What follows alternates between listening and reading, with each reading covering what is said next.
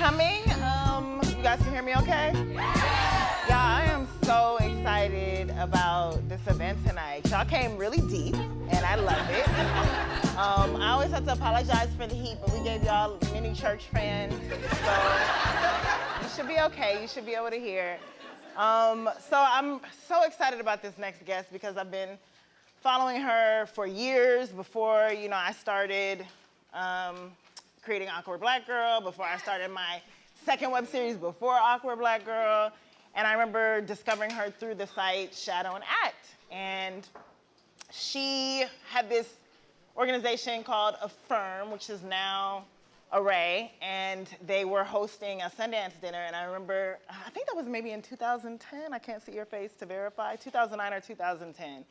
But I remember just watching and being so impressed with what she was doing. And I went to go see her first movie, her first feature film, I Will Follow in Line. And it was about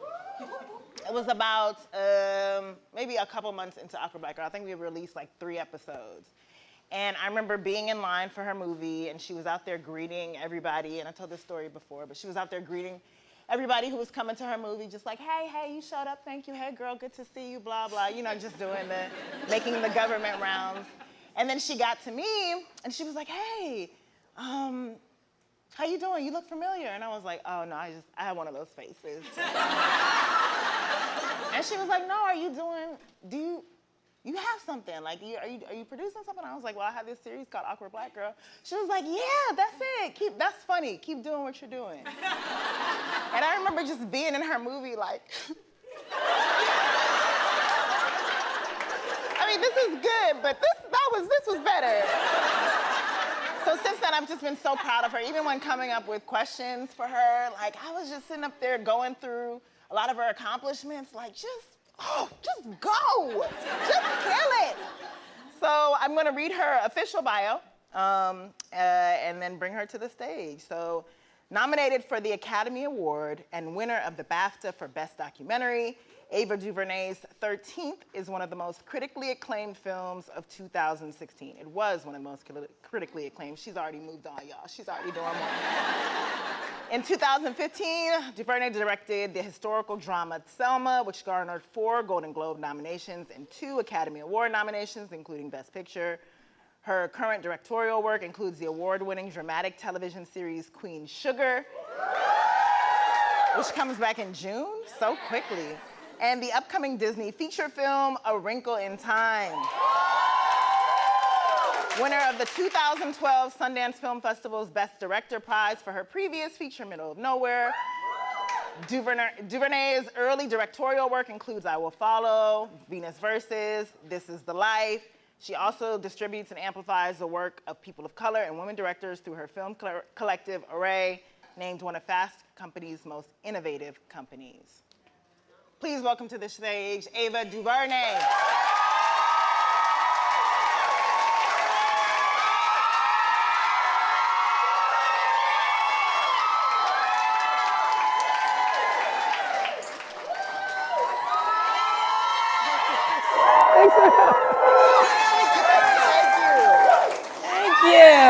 So I wanted to have, thank you so much.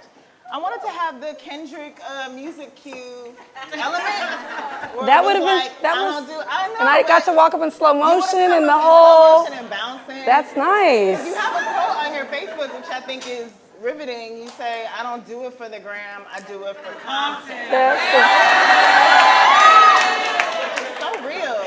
And before we start, I just want to acknowledge, the LA-ness of this conversation. It's so good. First of all, you were born in Long Beach, raised in Compton. You're Linwood, Compton. Linwood, Compton. You're sitting here in Inglewood with us, talking to someone who was, raised in View Park, and there was another LA aspect. UCLA. Of course, you said you went to UCLA. So just before we get into it, how much does LA influence your work? Well, first of all, before we get into it, let me just say, so proud to be here in your space. You know what I mean? Just so happy. I literally walked down here and just felt a little emotional because I feel like I've known you for a long time, like so many of us feel like we've known you for a long time personally. We don't even know each other that well personally. We're very warm to each other when we see each other. We're super, super close on Twitter. We'll see each other at the occasional photo shoot or award show, and in between just encouraging each other. But I was really happy to be invited here today, and then to see your workspace and your gathering space. It's a beautiful thing. I'm proud of you. Happy to be here.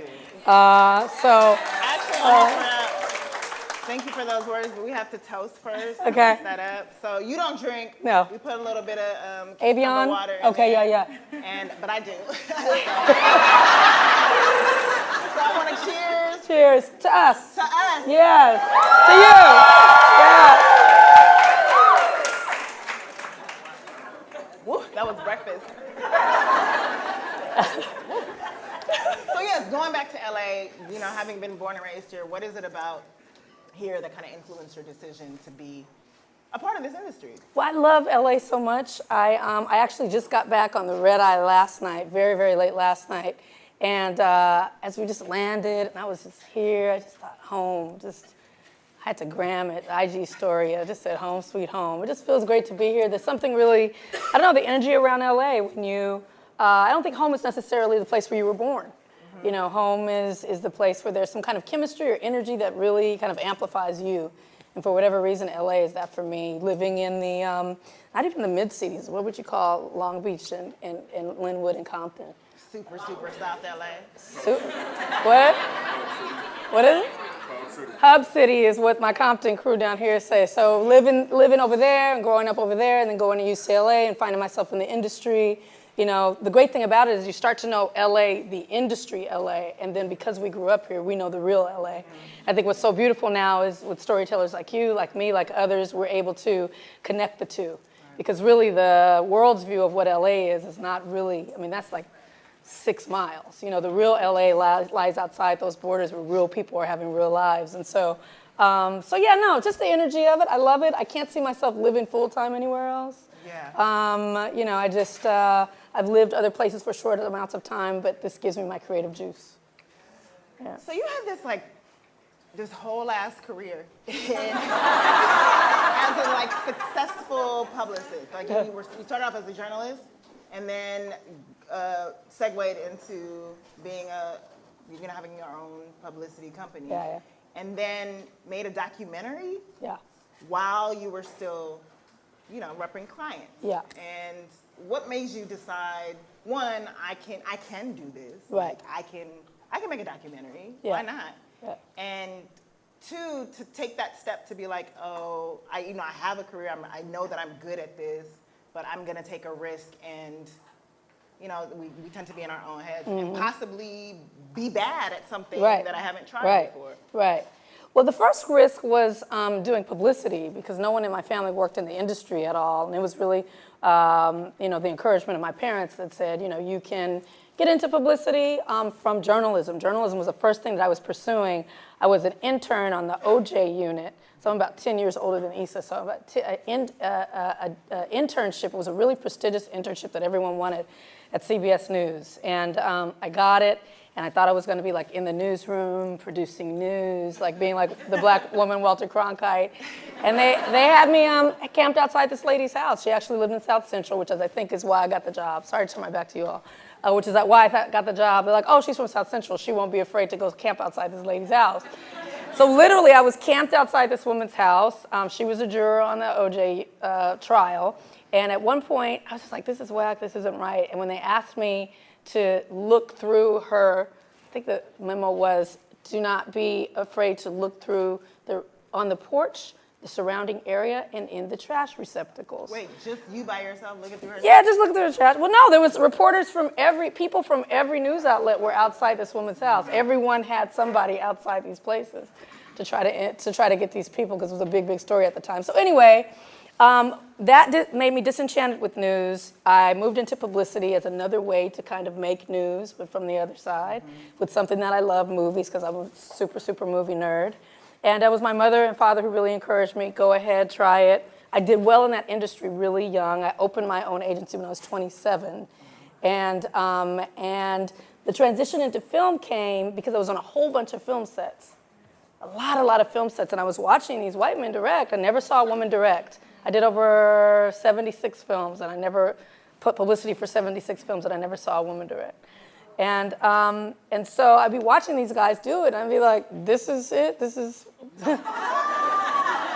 this is what it is? Because, I mean, I can do this, you know? I can, and I would watch, and so I started to watch, and I started to listen to more conversations, and I started to travel with them, and I started to volunteer for everything, and I started to just make sure that as the publicist, I was in meetings and watching things, and really that was my film school. And so I used that job, and I stayed with that job for my first 3 films. So that's when people talk about risk. How did you move from publicity to filmmaking? I didn't for a long time. I held on to both. I think that's the thing. So many people are like, oh, I want to act, or oh, I want to sing, or oh, I want to direct, or oh, I want to write, or oh, I want to do whatever it is, and you think it all has to happen right now. It does not all have to happen right now. You know, faith is taking steps, right? And so you just walk in those steps and know that it's leading you to a certain place and enjoy the steps. You know what I mean? So I just enjoyed every single piece of it. And at one point I had to make a decision. Am I going to be full-time filmmaker or full-time publicist? I can't straddle because I was on my 3rd film. I was at Sundance and I was publicizing some studio films at the same time with Middle of Nowhere. And so when Middle of Nowhere won Sundance and I decided that I was going to distribute it myself, with Participant, I said, okay, I'm going to bet on myself and do it. Can you talk about, like, because there is the leap that you have to take, and that leap can be scary. You know, that you can walk in the steps and you can say, you know, I'm trying both of these out and I kind of have a hold on them, but, you know, eventually you decided, look, I got to put this aside. I got to quit this successful agency that I started. And can you walk us through your thought process there? When you decided officially, I'm not Ava the publicist anymore, I'm going to be Ava the director? Yeah, I mean, I can only say it was layered. It was gradual. I fully had in my head that I was a director, and I fully had my day job because I had to pay my bills. And I tried to stay in a place of both for as long as I could. Like, I would still be doing publicity if I could. I said, I'm going to keep doing that until this pays my bills. You know, and that was the way that, in terms of real life risk, I was able to mitigate the risk. Now, my own internal creative risk, making a film and putting my name on it and having it reviewed in the trades by journalists who I'm pitching to my clients, having my clients maybe laugh at me or not, or be like, what are you doing? You're making a movie. You know what I mean? So I did it, a lot of it in secret. So clients, I remember one client called me and she's like, for my very first documentary, which is about the Good Life Project Blow movement here in South LA on Crenshaw. And a client at Warner Brothers called me. I was repping something for them on home video. And she's like, can you believe somebody else has your name? And I was like, what? And she's like, this woman has your name. There's an article in the trades. It's a review for a movie. I mean, what are the odds? I was like, I don't know. That's so crazy. Really? I gotta look into it. So I really, that was the risk. The risk was putting my name on it and putting my creative stuff out there, telling people that I was doing it. That was the scary part. The doing, of course, is scary because you don't know what you're doing. Oh my gosh, my first film was a little short that I made called Saturday Night Life, which no one will see. And it was about my mom. And so someone had told me you can the cheapest way to make a film is to keep it all in one place. Right. So, and not move. And so my very first short, I kept in one place, and my very first feature, I Will Follow, was all in a house. But the short was about a memory that my mom had when she was a single mom. She had 3 girls, and she had found herself single. And she would sometimes get depressed and down on herself, you know, not being able to do for us what she wanted and just the place where her life was. So she would dress her 3 girls up in the best Sunday clothes she had, slick her hair down with pink baby lotion, make us really shiny and beautiful, 3 little girls, like, 4, 2, and 1, right? Go get herself dressed and walk through Alpha Beta, you guys won't know, but a store in the hood at the time. And she would walk through the store and people would say, oh my goodness, your girls are so beautiful. Oh, you should be so proud. And they would give her what she needed at that moment. So that's what the short was about. Shout out to Mom, who's right here. But that's what the short was about. And so to tell people in the industry that I was working with, I'm going to go make this short, or to say I'm going to go make a film called I Will Follow about my time with my aunt before she passed away, it was just something that I wasn't willing to do out loud. I kept it private. And I think that's another thing that I could just share. You know, we're in an Instagram, social media culture, and we got to feel like we always got to be sharing what we're doing. Right. But there's something about growth in privacy that I think is healthy until you feel strong enough to share. That's the word. Yeah. So you just having this established career in advance, you know, you started your film career, your new career a bit later, you know, later than others. Yeah. And I always say to myself, I was nervous about that too. I'm sure. I was nervous about that too because there were a lot of other, when I was out with I Will Follow, there was a lot of people just getting out of NYU and just getting out of film school, and I didn't go to film school ever. So I felt insecure. You're not the only funny one, Issa. I felt some kind of way about that. I felt some kind of way of being older because I didn't pick up a camera until I was 33. Well, can you talk about just, because I always say if I had had success People are like, damn, how old is she now? No.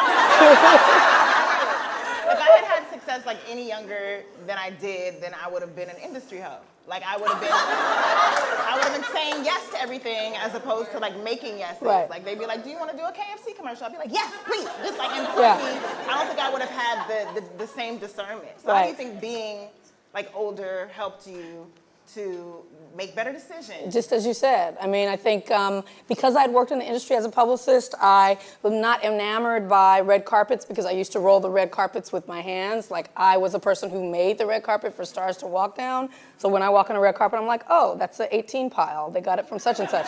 You know what I mean? Like, I'd be like, oh, they probably got, like, I knew the vendors. First time I started walking on carpets, like, people would be shouting, Ava, Ava. Because they knew me. They were like, what's up, Ava? Because I used to book them on the carpet. So, you know, and even when I went to the Oscars for the first time, as a filmmaker for Selma, it wasn't my first time. Like, I'd been there 6 times before as a publicist, walking people down. So my whole view of all of that is I've been, like, behind the curtain, and then you walk out front, and you're like, oh, okay. But you know all that other piece? So that helped me a lot, because nothing is really that bright and shiny to me. Like, it's... I can see what it really is, and I find more comfort and more pleasure in doing my work, you know, being able to put my crews together and tell my stories and sharing them with the audiences. That's why Ray is so important, the firm was so important. Spaces like this are so important, because even if all the rest falls away, and like 2 years ago, they don't want to hear from black girls, and they're like, Issa who and Ava who, we can still have this. You know what I mean? We can still have these places and still have you. And that's why it's so important. Yeah. But that's how we both started, and I think that's why we both have a confidence, because we didn't come into the industry on anybody else's wings. We came in on a grassroots, do-it-yourself. I meet you outside my movie and shake your hand. Yep. I saw your thing on YouTube and gave a few dollars I had. Like, you know, we started from that base, and we know we can always go back there. Well, that's what I also want to talk about. So that's a good comfort level. Because I love, one of the things I always love is just your do-it attitude. And one of my favorite speeches ever is one that you gave. Just about, and I use it in like casual parlance with my friends, but just the smelly coat of desperation. Right. Have you guys seen that speech? No. Okay, so even better. So the gist of it was, and I don't know if you want to. No, please. You probably would say it much better. You know, as creatives, we tend to want to sometimes network up and ask people for help and say, can you help me do my thing? Can you help me do that? Like, that's the initial conversation we have, as opposed to finding out how we can make it happen for ourselves. And in that search for, can you help me do this? It feels like just you're wearing a smelly coat of desperation that everybody is just like, I can tell you need it a little too bad. So to me, that really just stood out to me, because I was like, I wonder how many smelly coats I've worn just in life. But I'm wondering, just for the purposes of you, like, can you identify a time when you've had the smelly coat and when you were able to get the stench off? Yeah. I used to have the smelly coat on. It's a real thing, because I can tell when people come up to me and just have the desperation of, can I give you my card? Can I get a coffee with it? Can I do this? Can I do that? Can you see me? Can you tell me this? Can you tell me something? And that energy that you're putting towards that striving is energy that you're not putting into, you know, your script, your rehearsal techniques, your, you know, studying your craft, whatever it can be.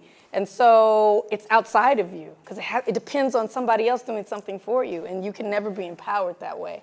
And I was doing that so hard, and nothing happened for me. I had I Will Follow in the middle of nowhere, and some docs in between. But between I Will Follow was not the first script I wrote. Middle of Nowhere was the first script I wrote.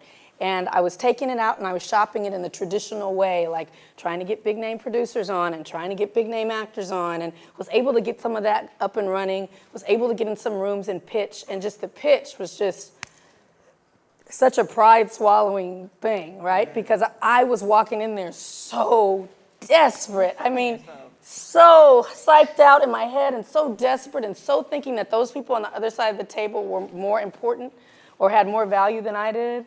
And none of it worked. It was maybe 2 years of really, really bad depression because I wanted to be directing so, so badly. I knew publicity was a beautiful thing and a blessing to have that job, but when you want to do your art so much that it hurts, it was actually hurting me not to do it. And I couldn't figure out, I didn't know about the independent black scene. I only knew about the independent white scene. And I didn't know, not that there wasn't one, but it certainly is not as robust as it is now.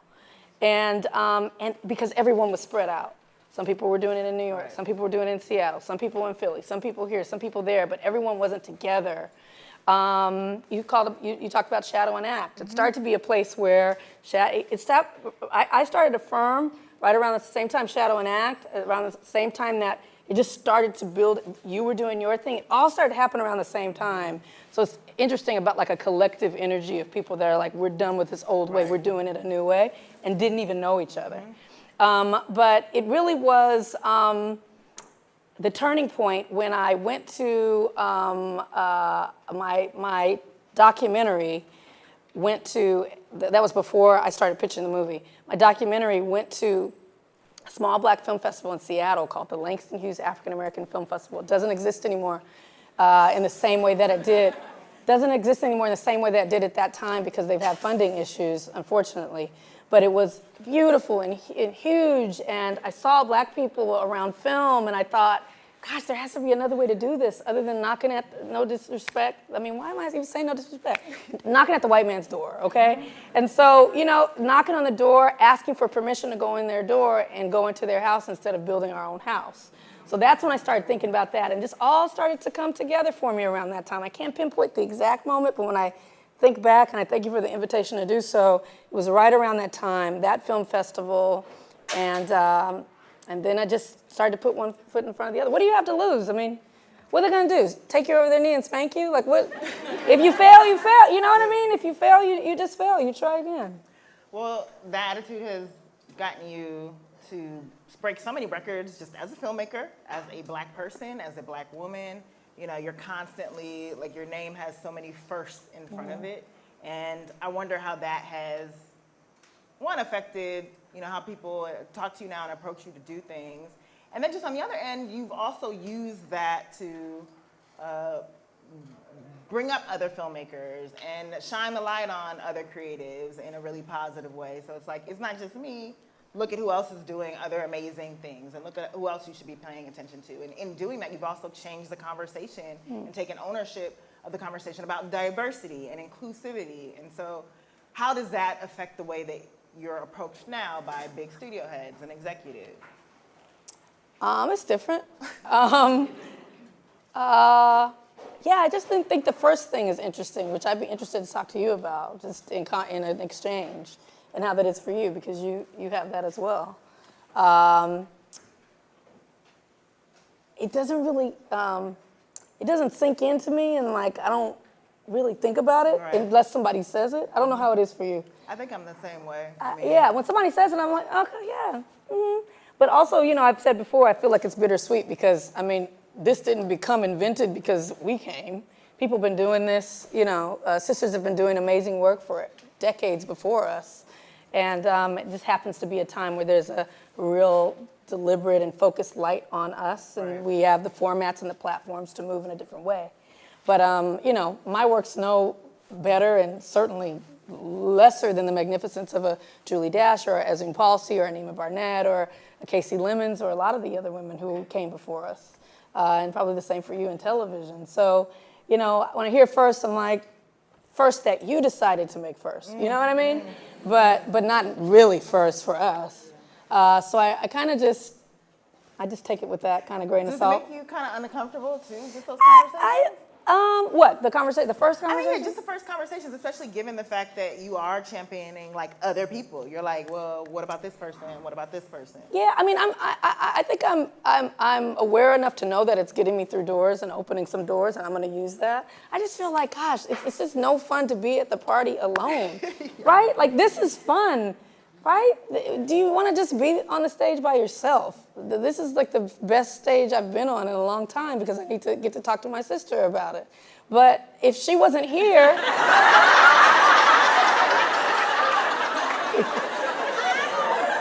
if she wasn't here because I'm trying to throw shade or block or be like, her show ain't all that and she should have stayed on the internet or whatever.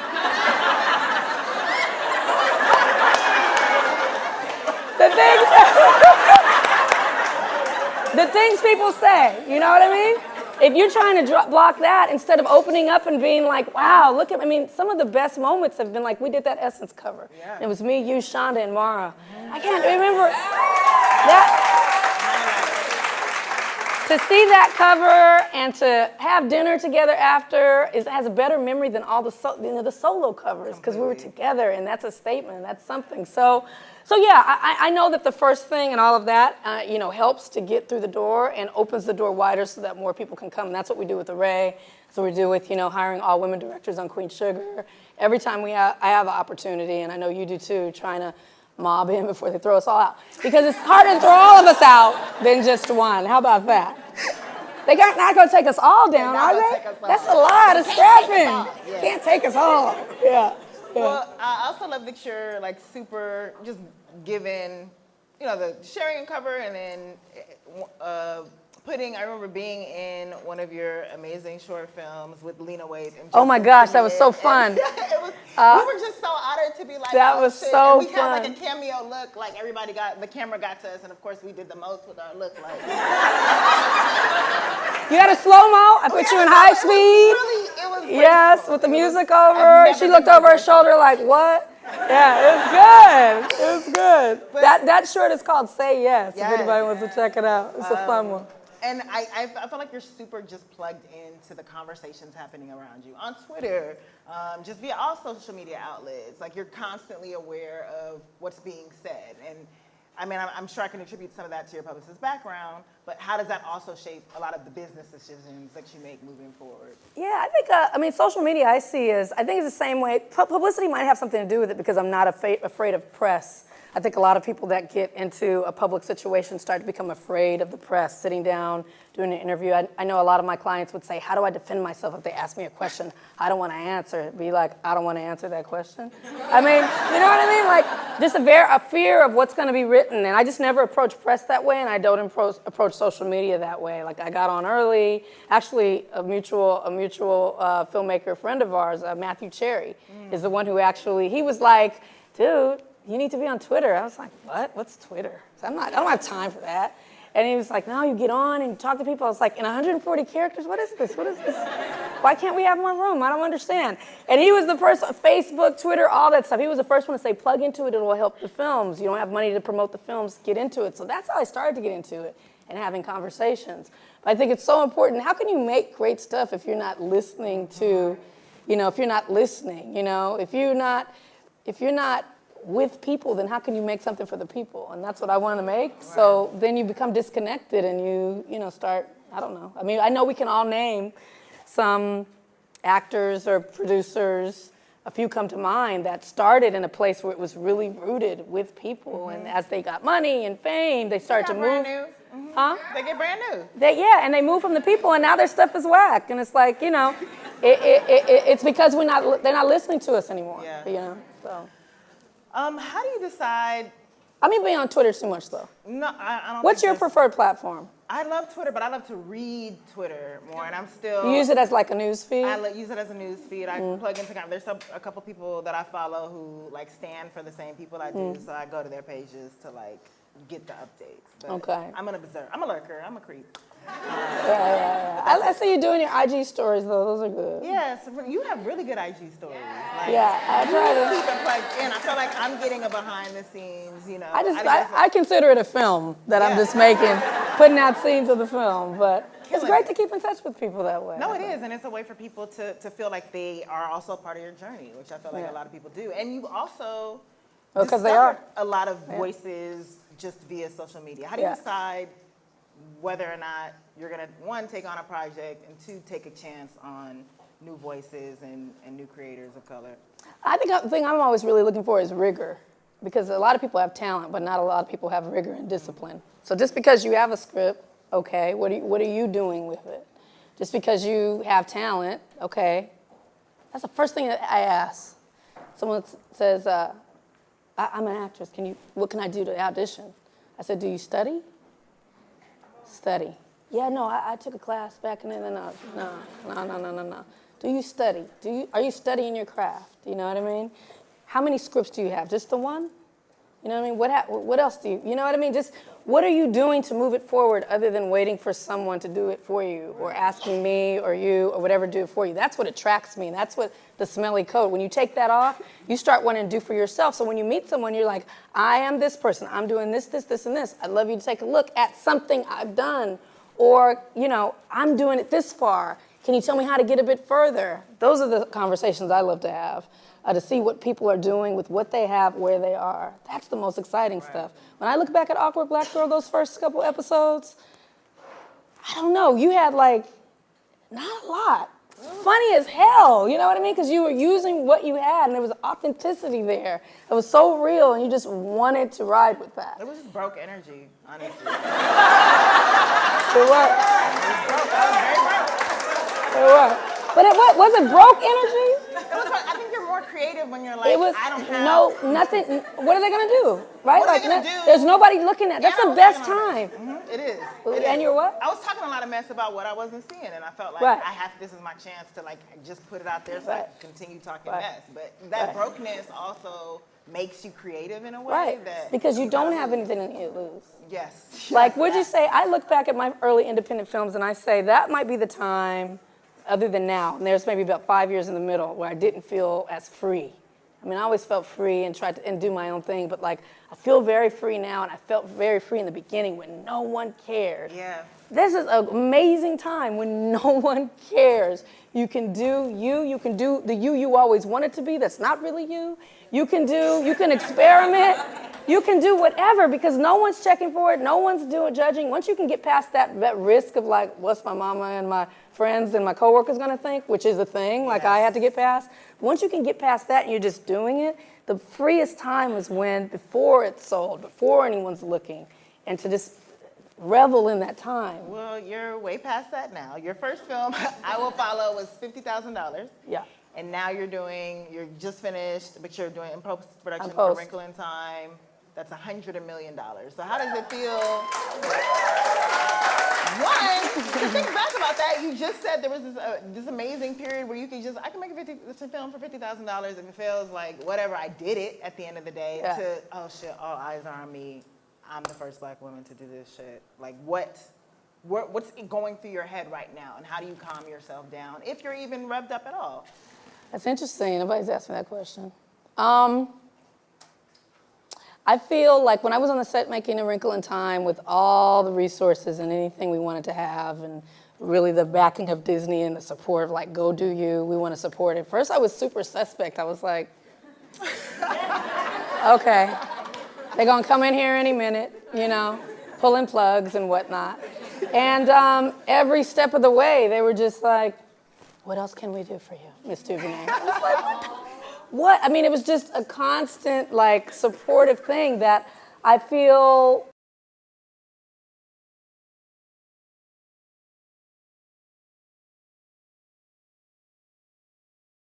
a lot of my white male counterparts have had the privilege of experiencing before. And they get it all the time. And I didn't even know, I didn't even know how to act. I was like, they'd come in the door and I'd be like, what? What you got to say? And they'd be like, we just want to know if you'd like extra cameras today. I'd be like, oh, yeah, I do. I want to. It's like that. And so it's interesting when you really break it down, like how much, it's the colonized mind, It's really the way in which we've been trained to think about what we deserve and what our value is, and having to ask for that permission and prove what we, and our counterparts don't have to do that and don't have to even think about it. And so it was training myself to do that, but also just on a technical level, I feel very prepared and very, it wasn't hard. It was very easy. I was telling somebody the other day, they were like, how was it going from this amount of money to this amount of money, which they never asked the men. But I said, well, I liken it to going into the mall with $5.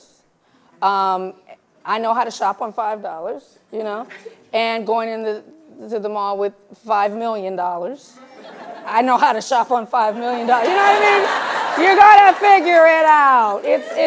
It's okay. It wasn't harder. You know what I mean? Yes, the crew is 10 times as large, and yes, there's more things to think about. But it comes down to you and the actor, and how do you want to move the camera, and the same storytelling techniques as you use on I Will Follow, right? Mm-hmm. And so, because the bottom line is, you can have all the bells and whistles, and we've seen films where things blow up and fly and do all kinds of crazy stuff, and it's whack. Because the story is whack. So the bottom line is get the story right, then put all the bells and whistles on. So that's how I approached it, and I found it to be just fine. And the other thing is knowing that if this doesn't work, my life's not going to end. Right.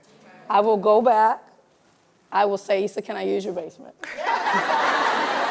I see a scene, the lights, it's a club scene. They see each other from across the room.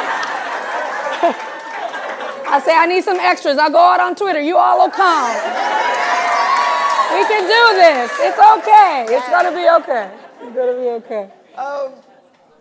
So, I've met a couple of your team members just along the way. And they always Why do you look so cool and I'm friggin' sweating up a storm? Is there a fan on Issa? Because it's her place. I am like, thank you, Coast. Okay. Thank you for that. While you're cooling down. Now I'm looking like Oprah up in here with my own fan. Yes. Usually there's a man standing here. Does anybody want to fan her? So I've met a couple of your team members just along the way and over the years, and they've always had amazing things to say. What would you say is, because you're the face of everything that you do, but a lot of people don't see what's happening behind the scenes and how you're able to juggle so much. So who would you say is sort of integral to how you operate and how you move behind the scenes? Who would you say your core folks are? Thank you for asking. Thank you for asking. Well, there's a small team at Array. There's 3 women that work with me. One of them here today, Chella Sutton, right here. Who's on her phone up a storm. Please don't. What are you doing? She's tweeting. She's a tweeting fool down there. She said it's Chella, who just joined us maybe 6 months ago. It's Mercedes Cooper, who handles all of our marketing. You might know Mercedes. And then there's a sister named Tulane Jones, who's really the glue. She holds it all together. And so she's out there now. She's doing panels and workshops around the world around Array. She's really becoming the face of Array much more than me, and she should, because she's brilliant. And all of these women started with me at the administrative level, so we've all been together and grown together as things have started to go. On the creative side, so that's the Array, the business side. On the creative side, I have an editor who I've been with forever. He's edited everything I've ever done. His name is Spencer Averitt. And then a couple cinematographers that I've worked with over the years, but my core kind of brother is Bradford Young. Yes. And we've made a lot of things together that just feels like home and family when we get together. And then beyond that, I guess, I have it was always hard for me to think of reps, like having reps. Having reps. Yeah. Mm-hmm. People say, my team, I want to thank my team, call my reps. I was like, that's whack. Don't do that. I don't know. It bothers me. I get it too. It bothers me when I see people get an agent and talk about reps. I have beautiful agents, all women agent team, by the way. But Ashley Holland's here somewhere, one of the sisters. But is a woman who actually has been with me as a guide, as a counsel to me since before I even started making movies, even when I was a publicist. And she always stayed with me, and she would say, Ava, darling, you can do whatever you want. If you want to do publicity, you can. If you want to try to make a little documentary about South Central people, you can. If you want to make a movie for $50,000, I'm going to help you. You can. Her name is Nina Shaw. Yes. Black woman, attorney, who has really been a professional wind beneath my wings in so many ways. I feel blessed by her. So that's the core. So I have 5 minutes to ask you questions, and then we're going to turn to you guys to ask Ava whatever you want. I just want to know, just in terms of, like, we've seen your journey play out, like, how you feel like, what you feel like you've learned, what you feel like you weren't as great at before as a director, that you feel like now, like, this is what I do. This is, come for me, try me, test me. This is what I do the best. What is that about you?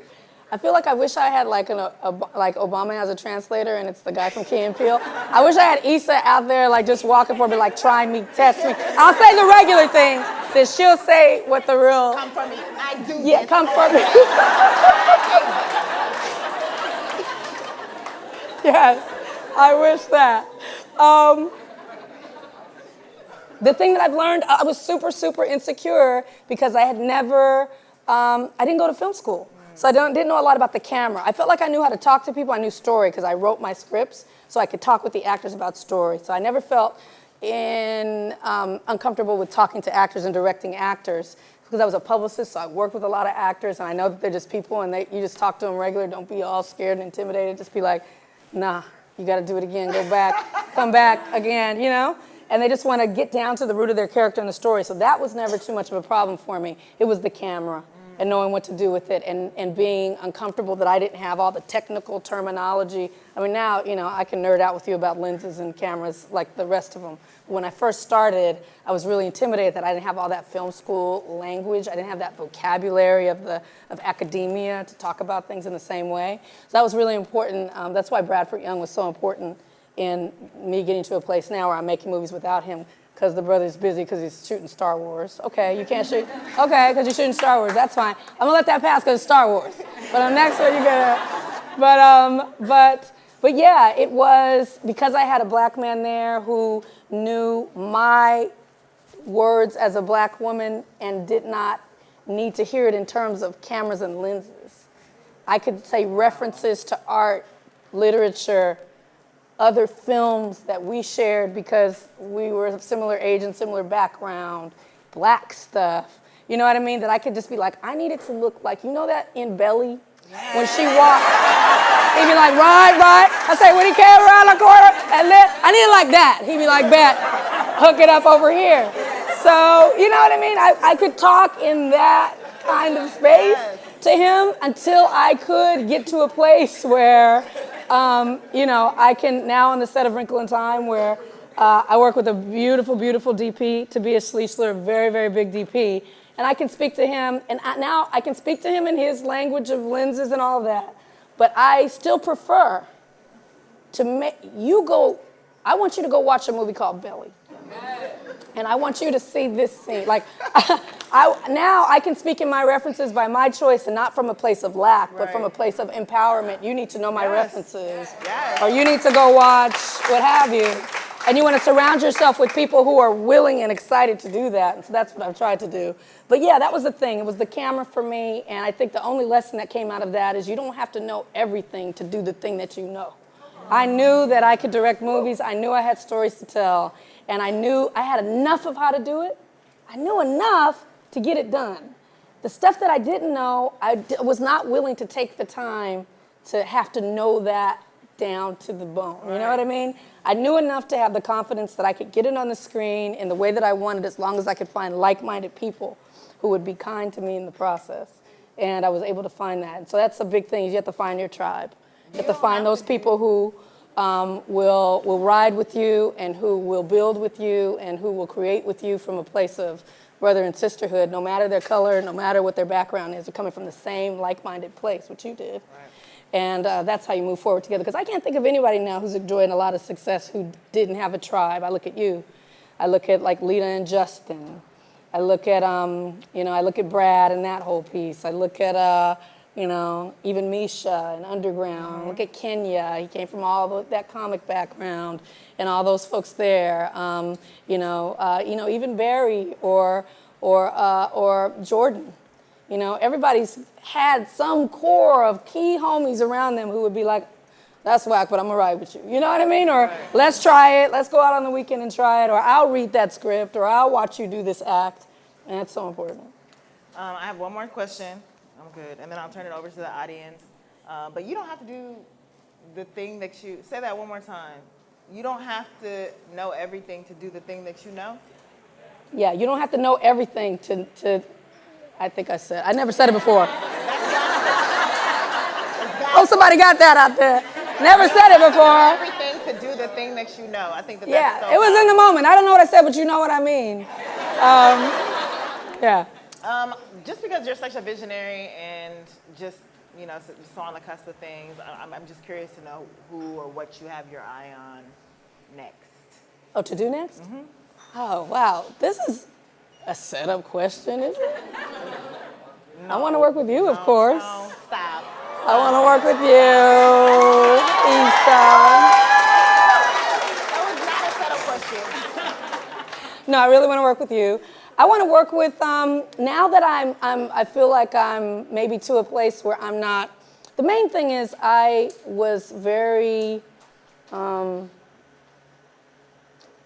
in my mind, I felt like the window, and I think I'm feeling this less and less, but I feel like the window was open for a certain period. Not only did I have to bring as many people in with me as possible, but I also had to do as much as fast as possible.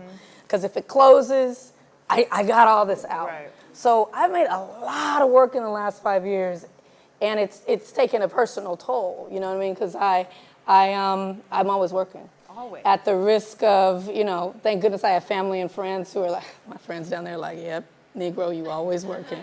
You never want to do nothing or go out. But yeah, I'm always working, and so it's only because I've had like really, really true loved ones who've loved me through all the times I was like, I can't, I'm editing, I can't, I'm shooting, I can't, I'm prepping, I can't. But I see you, come to the premiere. You want to come to the premiere? Oh yeah, we'll come to the premiere. And they'd be like, okay, you good? You got your drink? Okay, I gotta go. You know what I mean? Like that's how the last 5 years have been. And it's been a place now where I feel like I don't have to try as hard to stay in. You know what I mean? I can slow down just a tad. Like I don't think anyone's gonna feel it but me. But I know how hard I go. I mean, last year I was editing the 13th, last summer, this time last year, through the summer, I was editing the 13th, we were shooting Queen Sugar, I was prepping A Wrinkle in Time, and in the middle of that, the Smithsonian African American Museum called and said, we want you to make a film. And of course, you should say no, crazy, because you got 3 things. And I was like, okay, of course. And so I was doing that on the weekend, like my days were split in 3, like I'm running around like crazy, and I loved it all, and I'm happy with how everything came out, but it wasn't the healthiest time for me. I wasn't treating myself the best that I should, because I had no time to breathe. So I think, right now I'm interested in just being more selective. Not that I wasn't selective before, I wasn't doing KFC commercials, but I was. I didn't do it. What'd you say? I didn't do the commercial. Yeah, but I was doing every good thing that came, and sometimes you can't do every good thing. You just have to do one good thing or 2 good things. You don't have to do it all. So I was kind of doing it all. So my goal is to just slow down a little, continue to be selective, do quality stuff, but less of it. I live by the mantra, Ava has 24 hours in a day. You have 24 hours in a day. So what are you doing? I just want to say thank you so much for sharing. Thank you so much. So fun. So fun. So at this point, Thank you. Let's open it up to the audience to ask. Isha should have her own show doing this, huh? You really should. Be like, Negro, I ain't got no time. Start with Patreon? Say that again? Start with Patreon or no? Oh yeah, we can start with Patreon. Does Patreon members have a question first? Hi, Issa. Hi, Ava. Hi. I'm Janelle Thomas, the creator of Spoiled Chick Syndrome. Shirt on right here. Designed for women to empower, inspire. What would you say to all of us in the room to give us advice on how we can accomplish our goals? Me? Yeah. How you can accomplish your goals? Yes, we need your guidance. Just a little tidbit, a little something. Yeah, how can you accomplish your goals? Well, I'll just go to the very, very, very key thing in a practical way instead of doing early stuff. You should wake up early. I wake up early. And most of the most productive people in the world, when you look at the major CEOs around the world, wake up early. They elongate their day. Yeah, I have 24 hours in the day. I sleep for the time that my body needs, and then I'm actually up trying to be productive. Now, because you're up early doesn't mean you're working early, but your mind is working early. The creativity is working early. I value the shower. It's a beautiful place. The water's coming over you. It's quiet. It's a vacuum from the world, and it really is a place where if you let it, it is a meditation place. It's a meditative space to walk into the shower asking yourself a question, and sometimes, usually an hour or so after the shower, something will come to my head or in the shower. Because it's like you're in a cocoon. You're a baby. No devices, no anything. You don't have devices. You don't in have the shower? It's just you, yeah. It's just you. No, I don't have devices. I don't have devices in the shower. I don't have devices in the shower. I was agreeing. Right. Yeah, no devices in the shower. No. You just, but when I think about the practical, like when I answer that question, because I can give you some answer, but I'm telling you from my real life, I try to wake up early, and I use the shower. It's like a womb. It really is. If you can think of it that way, and you use it as a meditation place, you go in the shower, you give yourself that 10 minutes. No one can call you. No one can tap you on the shoulder. No text. No social media. No nothing. It's just your time to think and answer your questions. And those are a couple of things that I do. But it's really putting those things into place into your life, which I've tried to do little by little, more and more, as I'm trying to take better care of myself. And it makes me more creative. It makes me ready to work in a more productive way. I don't know if that answers your question. Great. Somebody gave me this. I like to wear shirts people give me. Yeah, thank you. One more picture. So just as a heads up before we continue the questions, just want to make sure y'all ask questions and not give y'all stories. So that's just disclaimer. Another picture and question. You didn't give your story. No, She's not talking about you. She's not talking about you. Disclaimer. Yeah. Hi, you guys. What do you? I just had a question for you about between, you said Middle of Nowhere was your actual first script. Yeah. So did you kind of reel it back in with I Will Follow? Because you said, finances and kind of setting it in one place. Was it one of those things where I need to go back and try to, Yeah, no, thank you for answering the question. How did you finance that first? Right, so Middle of Nowhere was the first script I wrote, but I needed $250,000 to make it, I thought, at the very, very base level, and I did not have that. I did have some money that I was saving for a house. My mother kept saying, when I was 27, I had a house. I was like, that's not how she talks. She's very cool. But you need to be saving for a house. This is ridiculous. You don't have a house. So I started saving for a house. And I'd saved about $50,000 over a few years for a house. And so when I couldn't get anyone in that desperate phase, anyone to finance Middle of Nowhere, I went back to that same mantra. Make a movie where you don't move. What is a movie that you can do all in one place? Because the money comes when you move. And so I asked all my friends, what could I do that doesn't move? Do a Black 12 Angry Men. They're all in the jury room. They don't move. Make a Black Breakfast Club. It's just get a school, and they run around, and they won't move. Make it like literally, I went online. It was like, true. I was looking at every movie idea that had been done where someone didn't move. And then it was my mother who said, why don't you think about a time where you've been in a place in your life where you could not move?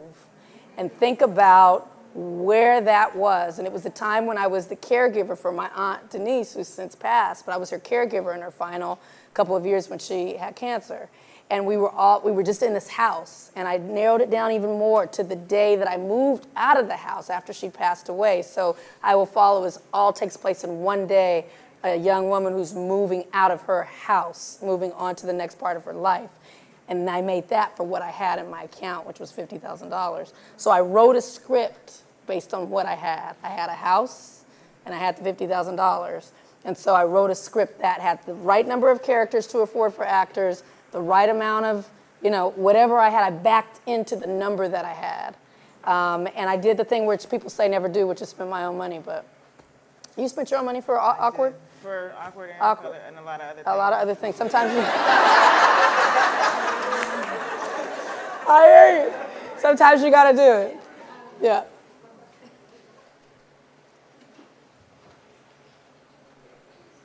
Hi, my name is Beandria, and I'm stealing a question from Aisha Harris, which is, when was the last time you saw yourself represented on screen, something you didn't make? And I have a writer question, which is, when you're directing something that you didn't write, do you prepare for it differently on set as director? That's a great question. The first question is, when's the last time I saw myself represented? Yeah, like on the screen. In a television or a film, when did you see yourself represented? Oh gosh, I mean now what, Wednesday night, Thursday night? I mean, so fantastic now. I mean, I think people coming up after us aren't gonna be able to say what we say, which is our story is, I didn't see myself represented, so I had to make this. It's like, nah, you saw yourself, you saw Awkward Black Girl, you saw Carrie, you saw Queen Sugar, you saw whatever. Atlanta, you saw all that stuff. You saw Moonlight, you saw Restless City, you saw all these beautiful films out there. So I think that's changing, but I feel like I see myself a lot now, which is a beautiful thing. It feels good. And the other question was a really good one, but I forgot it. How do you prepare differently? Oh, when I didn't write it. This is the first time, there's only 2 times that I've ever shot something that I didn't write. So I wrote I Will Follow, I wrote Middle of Nowhere, I wrote Selma, even though I don't have the credit for Selma. I wrote Selma. I wrote Word. Thank you.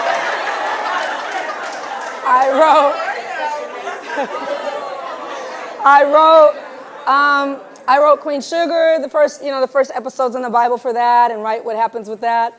The only things I didn't write were my episode of Scandal. It was the first time I did something I didn't write.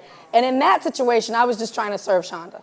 I just wanted to serve her words, make her proud, take all, it was like an orange. I wanted to squeeze every drop of juice for it until it wasn't even orange. It was just clear. So I did that. It was a great experience. And in this film is the first thing that I've not written. It was pen to paper, but I've had to find the way that directors work with writers when they aren't pen to paper, which is so lovely. I would like this to happen. Okay. And then she writes it down. I was like, what? This is fantastic. I don't have to do it. And then someone to debate it. What if she did this? What if she did? Well, I don't know if she do that because of this. And be like, all right, but what if you try this? So having that kind of partner and working with the screenwriter, a woman named Jennifer Lee who wrote Frozen. So she wrote Wrinkle in Time, and we really worked on that script together from the base that she had to what it is now. And I just found it a really cool experience because I don't really like to write. I feel it's a blessing that I can, and I can do it pretty good. But my friend Ryan Coogler, one time I called Ryan, yeah, he's, is that for his talent or for his fineness? All of it? Okay. So shout out to his wife, Lindsay. Shout out Lindsay. We'll keep it under control. But one time I called him up because I just like to check on friends. So I'll call when I'm driving somewhere, and I was like, hey, what's up? What you doing? And in that beautiful Oakland brogue, that just deep, deep accent, he was like, I'm not even gonna do it. But he said, I'm good, I'm having a good day. I was like, dang, you sound a little extra sparkle in your voice today. What's up? What are you doing? Because that's how I sound when someone calls me and I'm shooting. I'm like, I'm good, I gotta go, I'm shooting. It's like, what are you doing? He's like, at the coffee shop. I was like, oh, dang, it must be good. I was like, what are you doing, getting coffee? He's like, nah, dog, writing. I was like, you're hyped to be writing at the coffee shop? He's like, yeah, it's beautiful outside. I'm by the window. It's like, yes, And he really enjoys that part. Do you like writing like that? I do, in a coffee shop, not in my home, but yeah. In the you like to write in public? Absolutely. Oh, interesting. Okay. With noise, yeah. What if you were at a coffee shop and Issa Rae was writing the script and you walked in? You'd be like, ah! Yes, that's cool. So yes, there's people who like to write like that. I don't like to write like that. I feel it's a blessing and a gift, and I'm thankful for it. but it's not my first thing. So to be able to, all the ideas in my head and be able to tell a writer, and they do that, like that's why I enjoy Queen Sugar, all the ideas. I wrote the first couple, I'll write a finale, but basically it's a whole room of people, and I say, hey, this is what I think it should do, and it comes back to me in the script, and be like, yes, this is dope. So it's fun if you embrace it. Yeah. We have time for 2 more questions, ladies. Yes. Is that okay? 2 more? Thank you.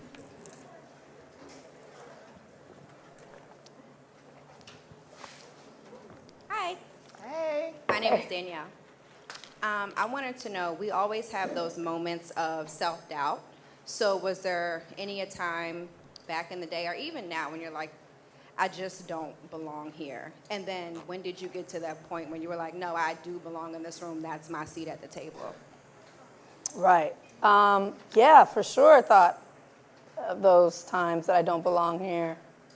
I think a lot of those came with my previous career as a publicist. I felt I was walking in a space of like, I'm in their world, so I'm happy to be here, and I just got to keep my place and do my job and try to be 10 times better to keep my place.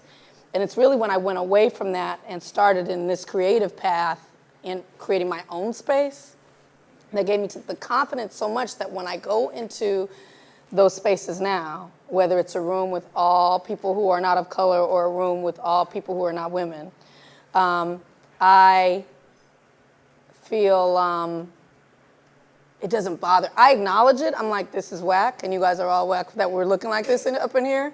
But I don't feel like shook. I don't feel shook. And the only way I can say is because I built the foundation of my own first, so that when I walk in there, I feel like I have a home. This is not my home. I'm here doing this because I choose to be. And that I have another place to go that really nourishes me. And that's why I say tribe and your own thing is so important. And even if you're working within a corporate environment, or even if you're working in other spaces, like there's a wonderful sister here named Kirby Bumpus right here. And she works in, like, I marvel at her because she works in corporate space. Like, she works in spaces where everyone may not look like her, or everyone may not be a woman or be of color or be from her background. But you have to walk in with a sense of your own ownership, that you own that seat. If you ain't sitting in that seat, there's a problem for them. Let me just tell you one last thing. I know we gotta go. This is a big, big thing that I learned. I try to tell the people this all the time. You may experience this as well. So you have to hire people now, right? You have to hire writers. You have to hire crew. You have to hire people to run this place. All of that. All of that. So I have all of that too. And you sit down, and it wasn't until I was on the other side of the table that I realized it all just clicked in. I was like, I wish I could tell people this. When you go in for an interview, the person on the other side of the table, us now, wants you to be the one so bad. Because we need somebody's ass to do this work that's not us. Like, we don't want to do, we can't do it all. We need someone to do it. We need someone great to be that. And every time someone walked in the door, I would be like, please be the one. But you walk in there, and I used to walk in there like, I hope they like me. I hope I'm this. I hope I'm that. You know what I mean? And the people that I'm most attracted to are the people that walk in with their own sense of self-value and say, I am the one who can do this job for you. That is such a huge thing. When you're going into an interview and you're shook and nervous, it wasn't until I was on the other side that I was like, and I could see it, they're so shook and nervous. It's like, God, if you could just sit up and just tell me why you're great. Tell me how you can help me. You know what I mean? I would give you this job right now. But it's always mumbling and it's not feeling good because you just don't understand the dynamic. So if I could just share that with you, the next time you go into that interview, don't be an ass and an egotist, but just be confident in what you have to offer and know that you can always survive without the job, but that if you can represent who you truly are to that person, they may be an asshole and not do it, but more often than not, you're going to be able to show your authentic self, and if you are right for the job and if it is meant for you, it'll be yours. So we have time for one more question, but I wanted to ask, would you like to choose the last question? Me? Yeah. This side didn't get to do anything. There's a lady in the hat that's been, this woman in the hat, sister in the hat. She's been waving and waving.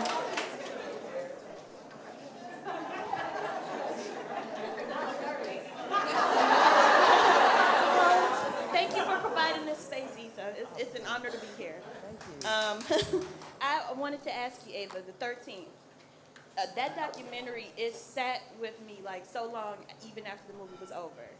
So I have to ask you, as the person who pieced together all the footage and the interviews, how were you after that? So, yeah. Thank you for that. Thank you. I was in bad shape. My editor and friend Spencer Averick and I was about 1,000 hours of like racist, violent footage. And the year before that, making Selma, I was, it's hard to tell actors, okay, you're gonna murder him. You're gonna beat him up, beat him until he doesn't, you know what I mean? To put together stunts with people being whipped on horses and like running for their lives and screaming in blood. At one point I was standing in Selma, Alabama, like looking at different colors of blood, and the prop master was like, do you want this color of blood and this color of blood? And I was talking about it in a creative, technical way, and I just started crying. I mean, I'm trying to match blood of my ancestors who were beaten on this very bridge to tell the story. And so it was tough those last two years, Selma to 13th. It was more than I probably should have done, because I saw a lot of bad, and it took a toll. So now with Wrinkle in Time, my biggest question is, should the creature fly at 30 feet or at 35 feet? Should Gugu Mbatha-Raw's gown be lace, or should it be velvet at the bottom? Should it be whatever? Like, I'm doing costumes and flying and visual effects, and like, I'm just so happy because no one's hurt. No one's being hurt and in this film. And there's a lot of comments in the film about all the ways that we hurt each other, the lightness and darkness in our lives, but it's not physical, and it's not having to do with the burden that society has made us bear because we're brown.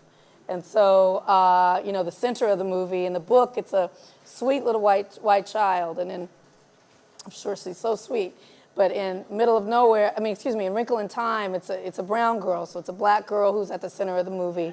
And in the book, there's these three misses, these women, these mystical women who guide her through her journey throughout the universe. You've not seen any images like this of a little black girl traveling through the universe, traveling through time and space. That's why I wanted to do it. And so in the book, they're described as they look like three Mrs. Doubtfires, like just three of them. But in our movie, it's Mindy Kaling and Oprah and Reese Witherspoon, different sizes and cultures and ages of women. And so that was an anecdote to the 13th in Selma, because it was a hard time. Thank you for asking the question, appreciate it. Ladies, really quick, Issa, before you guys get out of here, our sound guy just wanted to say a quick thank you. Oh. Ladies, I just want to say thank you very much to both of you for having me on your sets. Without you, there would be no me. I worked on Awkward Black Girl, Middle of Nowhere, the 13th, and the list goes on, but I just want to say thank you for just putting me on, and you do give back.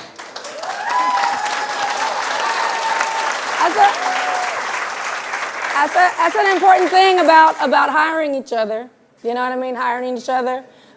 These crews, when you start to, if any of you are interested in production, it's really hard. They'll say, we can't find any black people. It'll be like, I'll go find some. Right. I'll be back. You know what I mean? Because it's a real thing.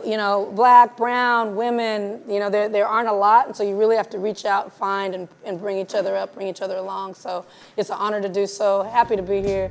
Thank you for having me. Ava, thank you for being here. Sorry. Appreciate it. Thank you.